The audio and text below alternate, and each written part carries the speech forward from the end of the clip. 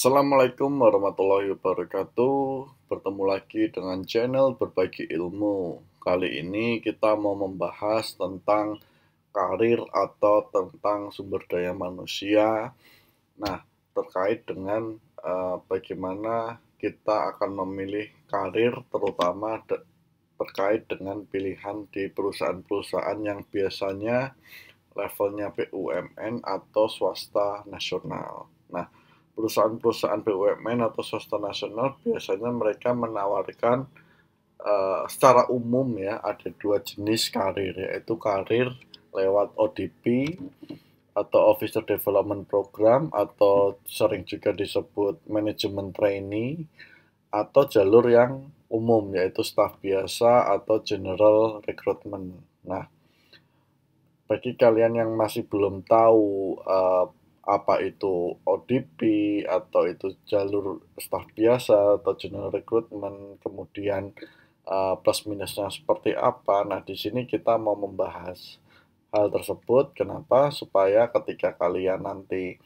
menemukan lowongan atau menemukan iklan pekerjaan yang ditawarkan, kalian sudah tahu harus memilih jalur apa. Tentu semuanya ada kelebihan, ada kekurangannya.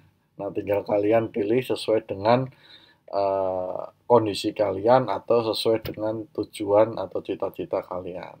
Nah, kita masuk ke materi ya. Nah, di sini saya pakai kata Officer Development Program atau ODP ya. Tapi beberapa tempat itu ada yang memakai istilah manajemen trainee, ada yang memakai istilah PPS dan lain sebagainya. Ada banyak istilah, tetapi yang umum ada dua, yaitu ODP sama MT. Nah, program ini seperti program rekrutmen seperti apa? Nah, nanti kita akan jabarkan ya. Nah, di sini saya sudah bikin dua garis, yang satu ODP, yang satu staf biasa atau general recruitment. Nah, pilih mana nanti saya akan jelaskan plus minusnya masing-masing dari dua jalur rekrutmen ini. Nah, nanti kalian sendiri yang bisa menentukan ya. Nah, kita bahas dulu yang ODP. Nah, tentu kalau untuk masuk ODP atau MT persyaratannya lebih tinggi biasanya dibandingkan masuk di lamaran general recruitment. Nah, biasanya kalau ODP selain dia mensyaratkan S1 yang sudah lumrah, biasanya IPK-nya dia mensyaratkan lebih tinggi dibandingkan rekrutmen biasa. Kalau rekrutmen biasa mungkin IPK yang dibutuhkan katakanlah 275 atau 3. Nah, biasanya ODP IPK yang dibutuhkan lebih tinggi. Nah, seperti itu. Kenapa? Karena memang rancangannya ini khusus, karena ODP ini jalur yang khusus seperti itu. Nah, tentu untuk masuk ke sini saingannya lebih banyak dan lebih susah tesnya.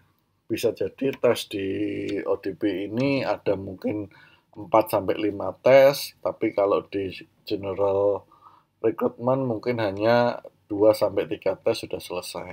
Nah, itu yang membedakan. Jadi endurance untuk masuknya pun berbeda ya.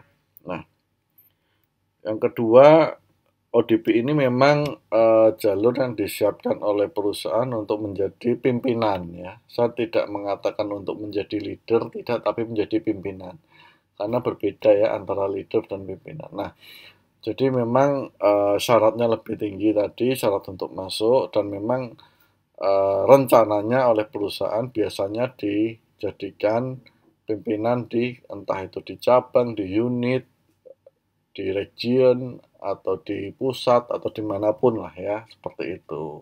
Nah, kemudian yang ODP biasanya penempatannya nasional, artinya penempatan biasanya di seluruh Indonesia yang dibutuhkan, bahkan sampai ke luar negeri bila memang perusahaan tersebut memiliki cabang di luar negeri. Jadi otomatis kemampuan berbahasa, baik bahasa Indonesia maupun bahasa Inggris harus cukup baik. Karena bisa jadi ketika kalian memilih jalur ini, penempatan pertama kalian ada di luar negeri. tempat di representative office di luar negeri, bisa saja seperti itu. Nah, jadi kalian juga harus prepare kalau memang ingin memilih jalur ODP ini. Selanjutnya, biasanya ketika dia sudah ditempatkan, lingkungan sekitar atau lingkungan kerja itu akan melihat bahwa ODP ini adalah orang yang serba bisa, dituntut untuk bisa melakukan apapun, baik pekerjaan secara formal maupun pekerjaan informal. Nah, pekerjaan formal mungkin ya terkait dengan job desk sehari-hari, kemudian membantu aktivitas pekerjaan terkait dengan kantor dan sebagainya. Tapi kadang juga ada perusahaan yang menuntut ODP ini untuk juga bisa dalam melakukan pekerjaan secara informal. Contohnya menjadi MC sebuah acara atau menjadi koordinator terkait dengan acara kantor dan sebagainya, di mana hal-hal tersebut pastinya di luar dari job desk atau tugas dan tanggung jawab pekerjaan sehari-hari. Nah, itu konsekuensinya. Nah, konsekuensi tinggi tentu menuntut benefit atau fasilitas yang lebih tinggi. Nah, biasanya ODP gaji awalnya selalu lebih tinggi dibandingkan dengan penerimaan staf-staf lainnya, karena memang dia dituntut lebih tinggi load kerjanya dan dituntut lebih bisa dalam melakukan pekerjaan apapun. Nah, selanjutnya kita akan melihat plus minus dari general recruitment atau staf biasa. Yang pertama, persyaratan tentu lebih ringan. Kalau tadi saya sampaikan mungkin ODP syaratnya S1, IPK 3 atau IPK 3,25, mungkin staf biasa D3 sudah bisa, atau S1 IPK 2,75 sudah boleh, seperti itu. Nah, tentu juga kalau masalah persaingan, saya pikir antara ODP dan staf biasa kalau melihat kondisi di Indonesia, persaingannya sama-sama ketat. Hanya saja tadi saya sampaikan mungkin tes untuk masuknya lebih singkat. Karena tadi ODP mungkin saya perkirakan 4-5 kali tes baru bisa dinyatakan sebagai mungkin calon pegawai. Tapi kalau staf biasa mungkin cukup 2-3 kali tes sudah selesai. Nah, sehingga apa yang membedakan? Yang membedakan adalah pertama, bisa jadi teman Anda dan teman Anda, katakanlah ya, Anda mendaftar ODP, teman Anda mendaftar general recruitment atau staf biasa, tapi yang pada perusahaan yang sama, tapi bisa jadi yang diterima bekerja duluan teman Anda, karena waktu tesnya lebih singkat. Ya, cuman 2-3 kali tes sudah selesai, sedangkan ODP 4-5 kali baru selesai. Artinya bisa jadi di perusahaan itu teman Anda yang lamar staf biasa itu lebih senior dibandingkan Anda yang mungkin baru masuk setelah 5 kali tes, seperti itu. Nah, selanjutnya apakah bisa jadi pimpinan untuk di jalur staf biasa? Jawabannya bisa. Beberapa perusahaan memang membuat jalur karir yang cukup menantang bagi teman-teman yang masuk dari jalur general recruitment atau staf biasa. Nah, cuman jalur karir untuk menjadi pimpinan ini biasanya ada tes. Nah, di beberapa perusahaan tes yang dilakukan bisa 2-3 kali tes kesempatan untuk mengikuti. Artinya ketika tahun ini dia ikut tes, kemudian gagal, biasanya tahun depan dia masih bisa ikut lagi. Tapi itu semua tergantung kebijakan masing-masing perusahaan seperti apa. Ada juga yang mengikutkan tes, kalau sudah 2 kali gagal dia nggak akan bisa ikut tes lagi, seperti itu. Jadi sangat bervariasi ya untuk masuk menjadi pimpinan. Nah, selanjutnya untuk penempatan staf biasa biasanya dia mengikuti domisili tempat dia mendaftar atau domisili sesuai KTP atau regionalnya. Contoh kalau katakanlah saya mendaftar di tempat mendaftar saya di Jakarta, saya berKTP Jakarta, maka kemungkinan besar saya juga akan ditempatkan di daerah Jakarta, atau setidaknya paling-paling buruknya ya Jabodetabek seperti itu ya. Jadi memang penempatannya menyesuaikan dari domisili. Nah, selanjutnya pekerjaan untuk general recruitment ini atau staf biasa biasanya fokus pada satu rumpun jabatan tertentu. Katakanlah dia di-hire atau direkrut untuk menjadi katakanlah kalau di perbankan contohnya marketing funding katakanlah seperti itu, maka dia akan lebih fokus di satu rumpun jabatan itu ya. Berbeda dengan ODP yang memang dia harus menguasai hampir semua proses bisnis sehingga dia dirotasi ke unit manapun itu bisa. Nah, perbedaannya seperti itu. Nah, tentu gaji awal untuk staf biasa pasti lebih rendah ya dibandingkan ODP. Tetapi pasti kalau untuk perusahaan kelas yang sudah menerapkan program-program seperti ini, Anda nggak perlu khawatir gajinya itu selalu biasanya di atas dari upah minimum kota atau upah minimum provinsinya. Nah, kemudian Anda mau pilih mana ODP atau staf biasa itu terserah Anda.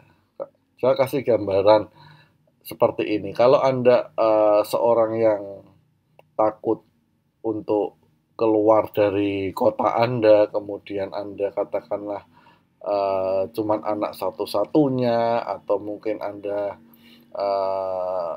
tinggal cuman berdua sama orang tua, di mana mungkin orang tua Anda sudah pensiun dan sebagainya, maka ketika Anda memilih ODP, Anda harus sadar bahwa konsekuensi penempatan Anda itu bisa kemana saja.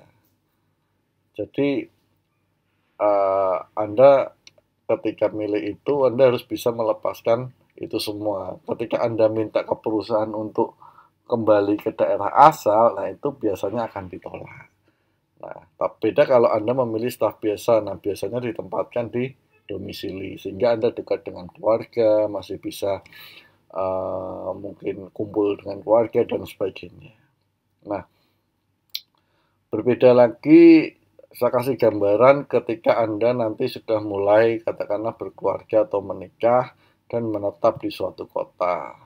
Ketika Anda memilih jalur ODP, maka ketika Anda ditugaskan keluar dari kota Anda, ketika Anda sudah berdomisili dengan pasangan Anda katakanlah di Jakarta, kemudian Anda ditugaskan di luar Jakarta, maka mau tidak mau ya Anda harus menjalankan tugas itu. Berbeda dengan kalau Anda staf biasa, peluang untuk ditempatkan di luar Jakarta atau di luar domisili Anda cukup kecil. Nah, itu juga Anda harus pertimbangkan ke depannya. Nah, ada satu lagi juga yang cukup penting, yaitu biasanya masa kontrak ya, atau masa ikatan dinas atau masa apapun lah ya yang tergantung perusahaannya. Biasanya dari ODP ini masa kontrak atau ikatannya itu lebih lama dan ada penalti yang cukup besar kalau kita resign sebelum masa perjanjian berakhir. Kalau staf biasa ada juga, tetapi nilainya biasanya lebih kecil seperti itu. Nah, itu juga bisa menjadi bahan pertimbangan Anda dalam memilih. Tentu konsekuensi yang ODP ini pertimbangan atau pengorbanannya bisa dikatakan lebih besar ya dibandingkan pilihan staf biasa. Tetapi jangan khawatir kalau Anda memilih staf biasa pun jalur untuk menjadi pimpinan itu juga masih terbuka lebar ya. Jadi pilih yang mana ya Anda sendiri yang tahu yang lebih baik yang mana. Kalau Anda anak laki-laki mungkin terus kemudian senang berpetualang dalam artian pengen menjelajah Indonesia dan sebagainya ya mungkin lebih cocok di ODP, dan karena dia ketika ditempatkan di seluruh Indonesia ya fine-fine saja, tidak ada masalah seperti itu. Itu contoh gambaran kecil saja seperti itu. Nah, itu mengenai gambaran singkat ya terkait dengan program rekrutmen ODP maupun general recruitment atau staf biasa. Jadi bisa berbeda-beda juga di perusahaan lain ya, tidak harus sama dengan yang tadi saya sampaikan. Yang saya sampaikan tadi hanya berdasarkan pengalaman saya, kemudian berdasarkan sepengetahuan saya saja. Jadi bisa berbeda-beda, tetapi pada intinya secara umum seperti itu gambarannya. Nah, mudah-mudahan informasi ini bisa memberikan Anda wawasan, memberikan Anda pengetahuan sehingga dalam menentukan karir di suatu bidang pekerjaan Anda tidak salah mengambil langkah. Itu saja dari saya. Terima kasih sudah menonton. Assalamualaikum warahmatullahi wabarakatuh.